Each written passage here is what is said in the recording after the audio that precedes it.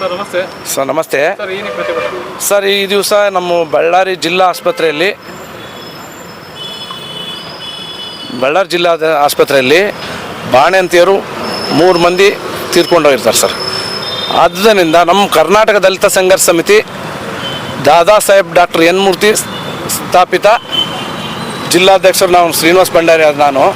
ಈ ಜಿಲ್ಲಾಸ್ಪತ್ರೆಯಲ್ಲಿ ಏನಾಗಿದೆ ಅಂದರೆ ನವಂಬರ್ 7ಕ್ಕೆ 7 ಜನ ಗರ್ಭಿಣಿಯರು ದಾಖಲಾಗ್ತಾರೆ.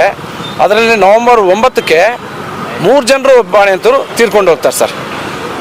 ವಿಷಯ ಅದು 3 ಮಂದಿ ಬಾಣಂತಿಯರು ತೀರ್ಕೊಂಡು ಹೋಗೋದು ಅಲ್ಲಿ ಸರಿಯಾದ ವೈದ್ಯರು ನಿರ್ಲಕ್ಷ್ಯತನದಿಂದ ತೀರ್ಕೊಂಡು ಹೋಗಿರ್ತಾರೆ ಸರ್.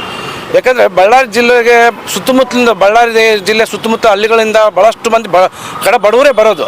ಅಂಥದ್ರಲ್ಲಿ ಅವ್ರಿಗೆ ಸರಿಯಾದ ಚಿಕಿತ್ಸೆ ಕೊಡೋದ್ರೆ ನಾವು ಡಾಕ್ಟ್ರುಗಳಂದರೆ ನಾವು ಒಂಥರ ದೇವ್ರ ಸಮಾನ ನೋಡ್ಕೊತೀವಿ ಬಳ್ಳಾರಿಯಲ್ಲಿ.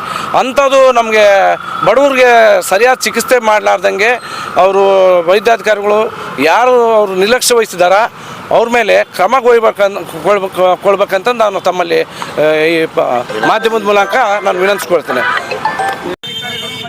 ಪದಾಧಿಕಾರಿಗಳಿಗೆ ನಾನು ಮನವಿ ಮಾಡಿಕೊಳ್ಳೋದಿಷ್ಟೇ, ಇವತ್ತು ನಮ್ಮ ಬಳ್ಳಾರಿ ಜಿಲ್ಲೆಯಲ್ಲಿ ಸಾಕಷ್ಟು ನ್ಯೂನತೆಗಳು ಮತ್ತು ನಿರ್ಲಕ್ಷ್ಯ ಮನೋಭಾವನೆಗಳು ನಡೀತಾ ಇದೆ. ಅಭಿವೃದ್ಧಿ ಕಾರ್ಯಗಳಾಗಿರಲಿ ಇನ್ನೊಂದಾಗಿರಲಿ.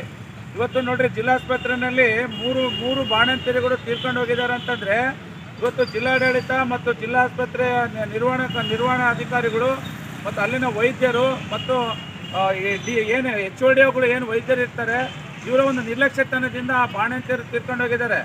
ಯಾಕಂದರೆ ನಾವು ಪ್ರತಿ ಸಾರಿ ಹೇಳ್ತಾ ಇರ್ತೀವಿ, ಯಾಕಂದರೆ ಬಳ್ಳಾರಿನಲ್ಲಿ ಈ ಥರ ನಿರ್ಲಕ್ಷ್ಯ ಮಾಡ್ತಕ್ಕಂಥ ಅಧಿಕಾರಿಗಳಾಗಿರ್ಬೋದು, ರಾಜಕೀಯ ಪ್ರತಿನಿಧಿಗಳಾಗಿರ್ಬೋದು, ಯಾರಾದರೂ ಆಗಿರ್ಬೋದು, ಅವರ ವಿರುದ್ಧ ಧ್ವನಿ ಎತ್ತಲಿಕ್ಕೆ ಬಳ್ಳಾರಿ ಜಿಲ್ಲೆಯಲ್ಲಿ ಈ ದಲಿತ ಸಂಘರ್ಷ ಸಮಿತಿ ಮತ್ತು ಕನ್ನಡಪರ ಸಂಘಟನೆಗಳು ಮತ್ತು ವಿವಿಧ ಒಕ್ಕೂಟಗಳು ಭಾಳ ಬಲಿಷ್ಠವಾಗಿದ್ದಾವೆ.